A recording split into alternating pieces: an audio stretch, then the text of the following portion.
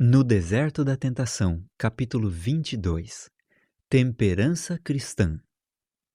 Deus não dá permissão ao homem para violar as leis de seu ser, mas o homem, cedendo às tentações de Satanás quanto à condescendência com a intemperança, põe suas mais altas faculdades em sujeição aos apetites e paixões animalescas, e quando isto ganha a ascendência, o homem, que foi criado um pouco menor do que os anjos, com faculdades suscetíveis à mais alta cultura, entrega-se ao controle de Satanás. Este ganha facilmente acesso àquele que está preso ao apetite. Através da intemperança, alguns sacrificam a metade e outros 2/3 do seu poder físico, mental e moral e tornam-se joguetes nas mãos do inimigo. Aqueles que querem ter mente clara para discernir os enganos de Satanás devem ter o apetite físico sob o domínio da razão e da consciência.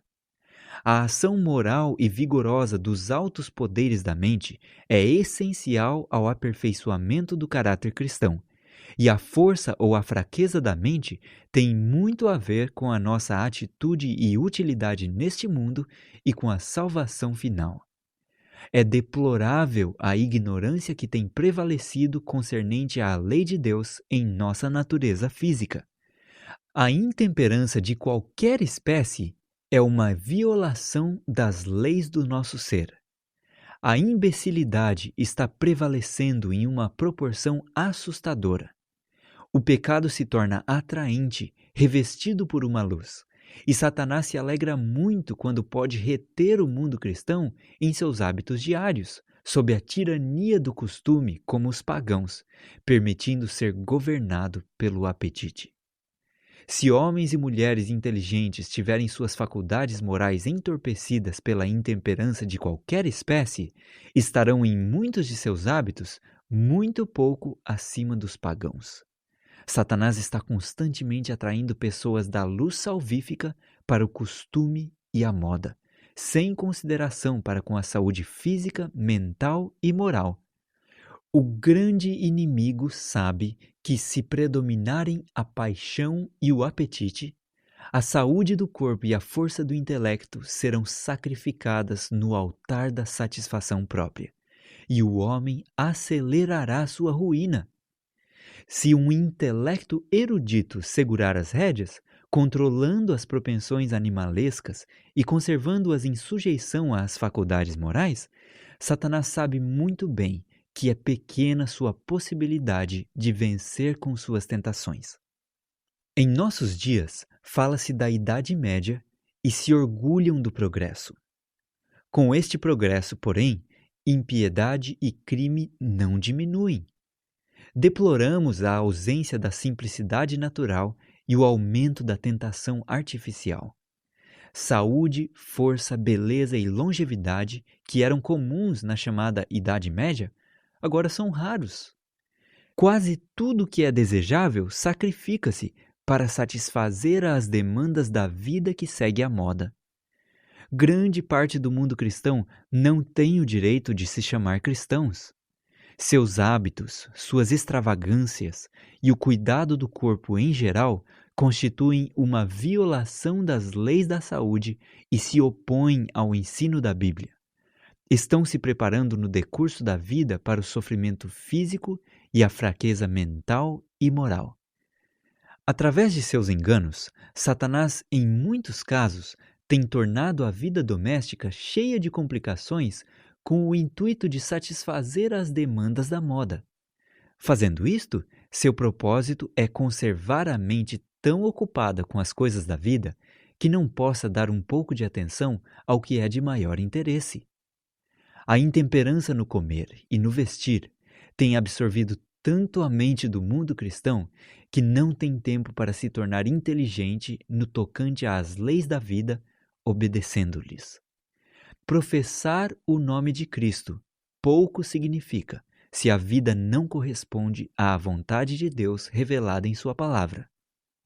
No deserto da tentação, Cristo venceu o apetite. O seu exemplo de abnegação e de domínio próprio, quando sofreu a atormentadora ânsia da fome, é uma censura ao mundo cristão por sua dissipação e glutonaria. Gasta-se atualmente 9 vezes mais dinheiro na satisfação do apetite, na condescendência com a insensata e danosa luxúria, do que é dado para o avançamento do Evangelho de Cristo. Estivesse Pedro hoje na terra, exortaria os professos seguidores de Cristo a abster-se da luxúria carnal que guerreia contra a alma. Paulo convocaria as igrejas em geral para purificar-se de toda a impureza, tanto da carne como do espírito, aperfeiçoando a nossa santidade no temor de Deus. E Cristo expulsaria do templo aqueles que estão contaminados pelo uso do fumo, poluindo o santuário de Deus com sua respiração tabaquista. Diria a estes adoradores o que disse aos judeus: a minha casa será chamada casa de oração para todas as nações. Vós, porém, a tendes transformado em covil de salteadores. Diria a tais pessoas que suas ofertas profanas, expelidas de pedaços de fumo, contaminam o templo e aborrecem a Deus. Seu culto não é aceitável, porque o corpo, que deveria ser o templo do Espírito Santo, está contaminado. Você também rouba o tesouro de Deus em milhares de dólares através da condescendência com o apetite desnaturado. Se quisermos ver a norma da virtude e da piedade exaltadas, como cristãos temos uma obra individual a desenvolver por nós a fim de controlar o apetite, a condescendência que neutraliza a força da verdade e enfraquece o poder moral para resistir e vencer a tentação. Como seguidores de Cristo, devemos agir por princípio no comer e no beber. Se obedecêssemos à injunção do apóstolo, quer comais, quer bebais, ou façais qualquer outra coisa, fazei tudo para a glória de Deus, milhares de dólares que agora são sacrificados no altar maléfico da luxúria afluiriam para o tesouro do Senhor, multiplicando as publicações em diferentes línguas para serem espalhadas como folhas de outono. Missões seriam estabelecidas em outras nações, e então os seguidores de Cristo, na verdade, seriam a luz do mundo. O adversário das almas está trabalhando nesses últimos dias com grande poder como nunca antes para conseguir arruinar o homem através da condescendência com o apetite e as paixões. Muitos dos que estão presos sob o poder escravizante do apetite são professos seguidores de Cristo. Professam adorar a Deus, ao passo que o apetite é o seu Deus. Seus desejos desnaturados por estas condescendências não são controlados pela razão ou juízo. Os que são escravos do fumo verão a família sofrer as inconveniências da vida e a necessidade de alimento. Contudo, não têm força de vontade para renunciar ao fumo. Os clamores do apetite prevalecem sobre a tendência natural e esta paixão animalesca os domina. A causa do cristianismo e mesmo da humanidade de modo algum seria sustentada se dependesse daqueles que habitualmente usam fumo e bebidas alcoólicas. Se tivessem recursos para usar numa só direção, a tesouraria de Deus não seria reabastecida, mas eles teriam seu fumo e bebidas alcoólicas. A fim de idolatrar o fumo, não dirão não ao apetite pela causa de Deus. É impossível que essas pessoas reconheçam as reivindicações e a santidade da lei de Deus, porque seu cérebro e nervos estão amortecidos pelo uso destes narcóticos. Não podem avaliar a preciosidade da expiação e apreciar a vida imortal. A condescendência com a luxúria carnal guerreia contra a alma. O apóstolo dirige-se aos cristãos numa linguagem bem impressiva. Rogo-vos, pois, irmãos, pelas misericórdias de Deus, que apresenteis os vossos corpos por sacrifício vivo, santo e agradável a Deus. Se o corpo é saturado pela bebida alcoólica e contaminado pelo fumo, não é santo e aceitável a Deus. Satanás sabe que não pode ser, e justamente por isto leva suas tentações no tocante ao apetite, escravizando-nos nesta propensão e levando-nos à ruína. Os sacrifícios dos judeus eram todos examinados com bastante cuidado, para ver se não tinham nenhum defeito ou alguma doença ou qualquer impureza, o que era motivo suficiente para serem rejeitados pelo sacerdote. As ofertas deviam ser perfeitas e valiosas. O apóstolo tinha em vista os requisitos de Deus quanto às ofertas dos judeus, quando ele, de maneira muito enérgica, apelava aos irmãos para apresentarem o corpo em sacrifício vivo. Não uma oferta enfermiça ou estragada, mas um sacrifício vivo, santo e aceitável a Deus. Quantos chegam à casa de Deus com fraquezas e quantos vêm contaminados pela condescendência com o próprio apetite? Aqueles que se têm degradado por hábitos errôneos quando se reúnem para cultuar a Deus, oferecem as emanações de seu corpo doentio, tornando-se fastidiosos aos que o cercam. Como isto deve ser ofensivo diante de um Deus puro e santo!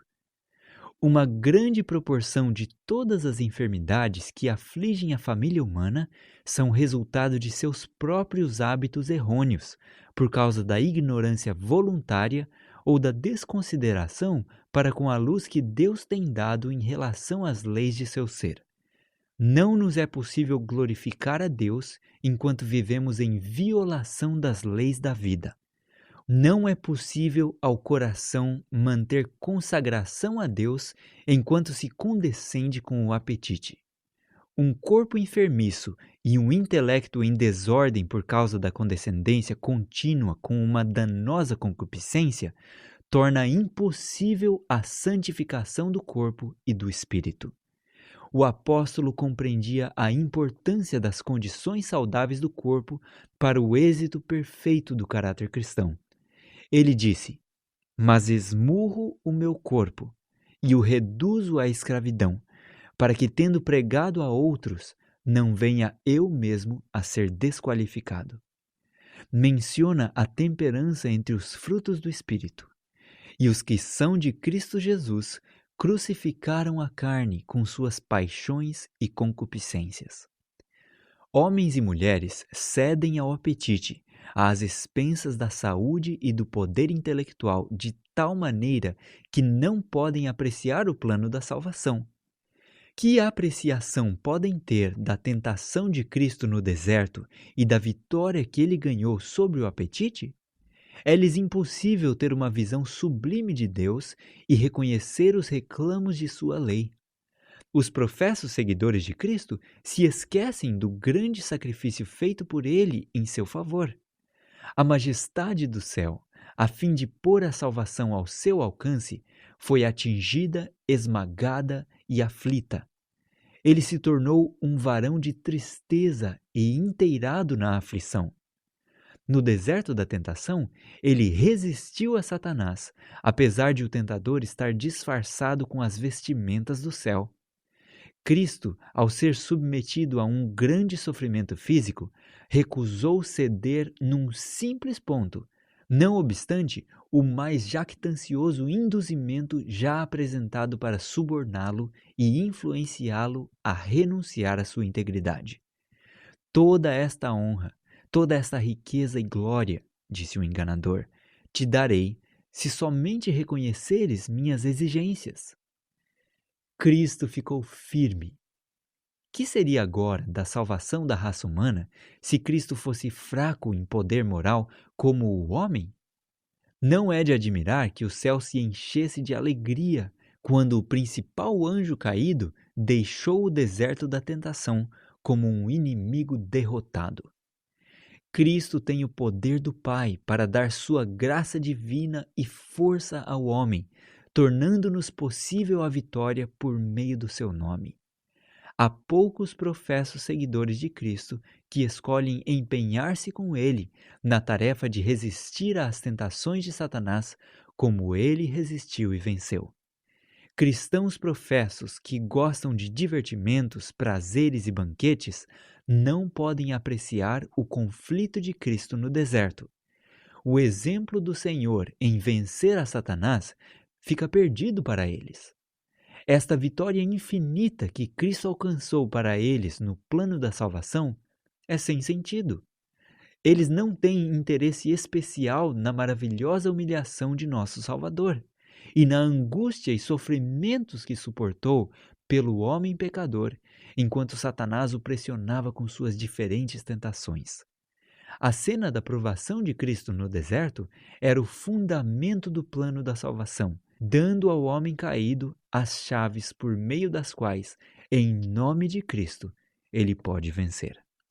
Muitos cristãos professos olham para esta parte da vida de Cristo como se fosse uma guerra comum entre dois reis, não tendo nada de especial sobre a própria vida e caráter. Assim, a maneira da luta e a maravilhosa vitória ganha têm muito pouco significado para eles. As faculdades da percepção são embotadas pelas artimanhas de Satanás, de maneira que não podem discernir que aquele que afligiu a Cristo no deserto e determinou privá-lo de sua integridade como o Filho do Infinito, será seu adversário até ao fim dos tempos. Apesar de ter falhado em vencer a Cristo, seu poder sobre o homem não está enfraquecido. Todos estão pessoalmente expostos às tentações que Cristo venceu, mas a força é provida para todos no poderoso nome do grande conquistador. Todos devem por si mesmos vencer individualmente. Muitos caem nas mesmíssimas tentações com as quais Satanás assaltou a Cristo. Apesar de Cristo ter ganho uma vitória incalculável em favor do homem, vencendo as tentações de Satanás no deserto, esta vitória não lhe será de nenhum benefício, a menos que este também ganhe a vitória por sua própria conta. O homem tem agora uma vantagem sobre Adão nesta guerra contra Satanás, porque tem a experiência de Adão na desobediência e sua consequente queda para alertá-lo a afastar-se de seu exemplo. O homem também tem o exemplo de Cristo ao vencer o apetite e as diversas tentações de Satanás, derrotando o poderoso inimigo em todos os pontos e saindo vitorioso em cada provação. Se o homem tropeçar e cair sob as tentações de Satanás, não terá escusas, porque ele tem a desobediência de Adão para alertá-lo e a vida do Redentor do mundo como um exemplo de obediência e resignação, bem como a promessa de Cristo de que, ao vencedor, dar-lhe-ei sentar-se comigo no meu trono, assim como também eu venci, e me sentei com o meu Pai no seu trono.